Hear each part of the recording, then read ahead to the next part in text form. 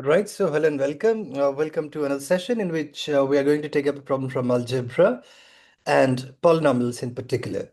So the problem says that you have been given a polynomial, the coefficients are all integers, and there are four integers, a, b, c, and d, such that f of a and f of b and f of c and f of d, they're all 5.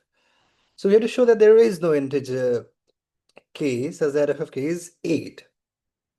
One of the important things about polynomials is it's zeros. So let's make another polynomial whose zeros are known. Right? So we begin by assuming g of x, which is going to be f of x minus 5. Now what we know about g of x is that since f of x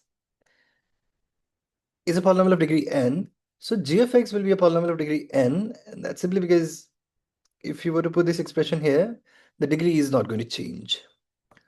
And what we also see is that g of a, which is f of a minus 5, g of b, which is f of b minus 5, and g of c, which is f of c minus 5, and g of d, they're all 0. So that tells you that a, b, c, and d, they're the zeros of the polynomial g, right?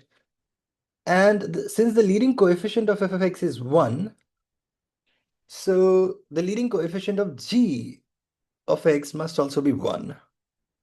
And what we know about g of x is that its zeros are a, b, c, d. Right, so what we can do is that we can say that g of x would be something of the form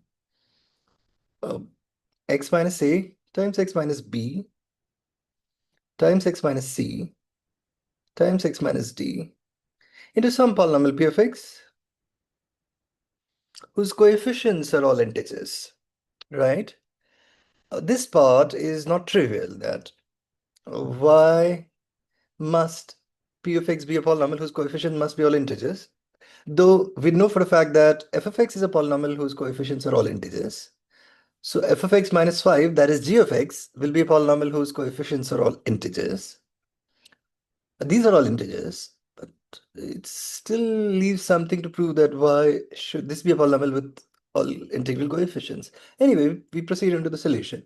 But we have to prove that, so what you get is f of x minus 5 is equal to, well, is equal to this number.